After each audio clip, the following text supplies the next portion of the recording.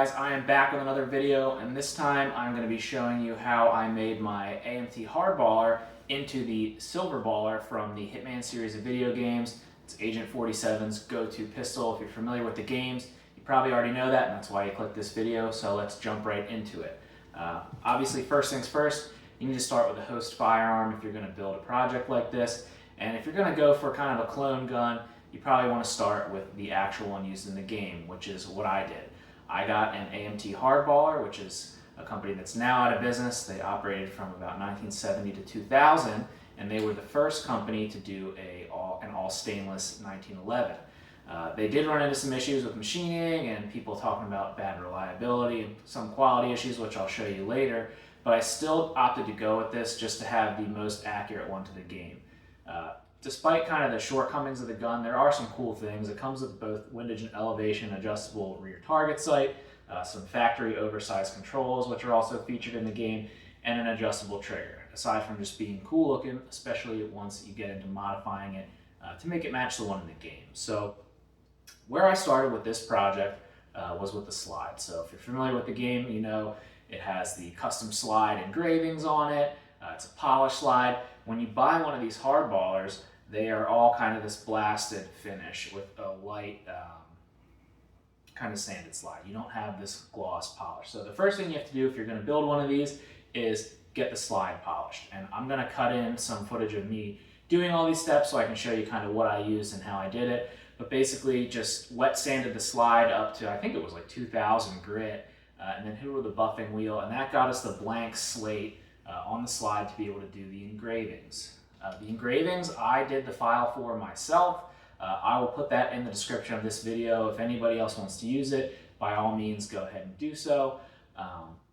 I just looked at kind of some in-game assets. Obviously, the design changes between the games, and I picked what I thought was the most aesthetically appropriate for the actual firearm. If you want to tweak it, obviously you can do that, but I thought this kind of size and dimension laid out the same way as the game and looked really, really good. So luckily I have a friend that has access to a 65 watt fiber laser, and he was able to do that for me, which was kind of a DIY because I made the file and did the placement and everything, but I don't think most people are going to have access to that. But if you bring it to a local place that does like NFA engravings or other firearm stuff, they'll be able to do that for you.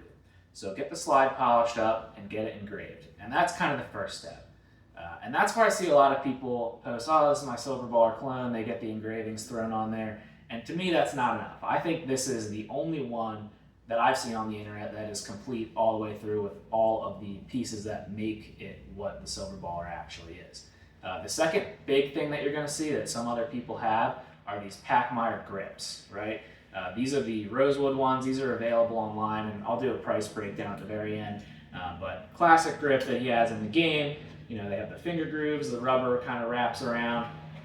But the big thing that distinguishes mine from a lot of those other ones is the grip medallions. So if you go online and look at other clones, there's some people that have had these made out of metal, and they're basically impossible to source. I was able to find a gentleman that posted them on Thingiverse that had a 3D printed version of it. So again, same buddy that does a lot of manufacturing stuff and machining, he has a resin printer, so we were able to resin print these up and then paint them and then put them in. Again, I'll get some close-ups of all this stuff so you can see it and how it was done. But the factory medallions from the Pachmayr logo, they just unscrew right from the back, and then you can toss these ones in, and then you're most of the way there, right? Again, I've seen other people post that they have a clone correct gun, but they don't have the last major component, which is the threaded barrel and silencer, right? These AMTs, at least this model, did not come with a threaded barrel, and this was my kind of first take at true gunsmithing. You know, doing light modifications and assembling and installing parts is one thing for a Glock or an AR-15, but this is the first time I actually took a file to a gun and was hand fitting something. And it was a bit nerve-wracking because these barrels aren't cheap. This one is an Ed Brown barrel, stainless obviously to match the gun. But I was able to do that successfully, and it didn't explode, and the gun shoots great since I've done that. Basically mostly involves filing kind of some area around the hood if you're doing a drop-in version, and then they have some even more intensive ones that are going to probably require a real actual professional gunsmith if you want to go for like a super tight lockup. This thing, like I said, is hosted on an AMT, so the machining is already not like heirloom quality, right? So I just wanted a gun that I could shoot and have fun with that also looks cool for display. And then on the end of that threaded barrel, I have just my old Silencer Co. It's an Octane 45K. I think size-wise, it's perfect for this build.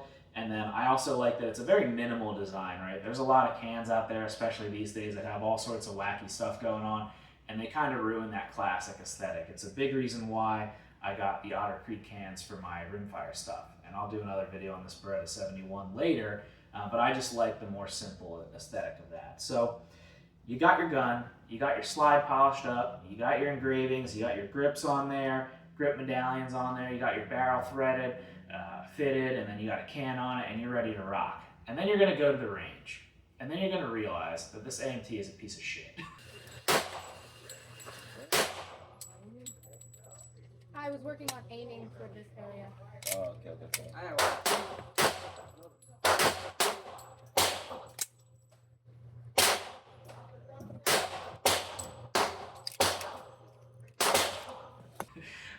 These things are not great, right? So the magazine was the first thing that I ditched when I got this. The factory mag just can't get through it, even with the stock barrel and everything in there. If you do any amount of research into the 1911 world, you'll see that basically most people are going to recommend that you get these Wilson Combat magazines.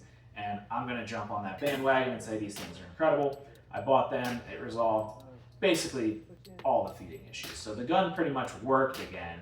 And then from there, I did a detail strip, and I wanted to change some other components because when I took it apart, you could see that there was a lot of the pins were just galled and really in rough shape, and I didn't know the condition of some of the other stuff. The detents, some of them were kind of peened over, and what I did was I ended up just getting a Nighthawk full pin set and a Wilson Combat spring set to just refresh the gun.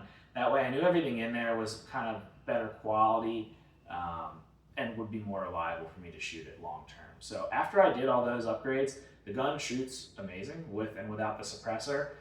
You have a lot of adjustability on the rear sight with the world's worst sight, so shooting with the can is obviously a little bit of a challenge, but again, this is more of a display piece than something that you're going to bring to the range every single day. But I did want to, if I was going to own a gun like this, have it be something that's functional, right? There's no point in having something this cool if you can't even shoot it when you want to. So that's basically the overview of what I did to get this thing. I think it's a super cool piece. I think it's great because every other one that I've seen out there is missing a major component, whether it's the suppressor, the grip medallions, a combination of the things that make this what it is. When you have everything on here at once, it is the gun from the game. I mean, there is nothing about this that is different than the one in the game.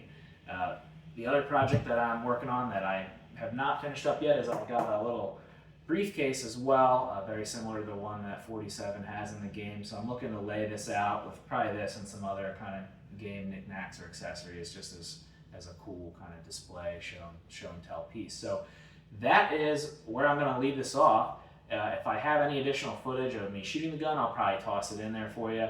I've been waiting to make this video for so long because I wanted to get some outdoor shots with the can, but I just haven't had the time to do it.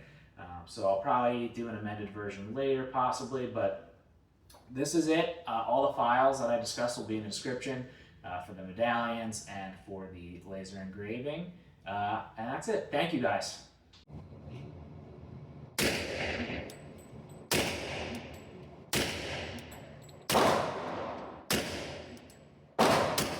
Shooting low. Pressure, Joe.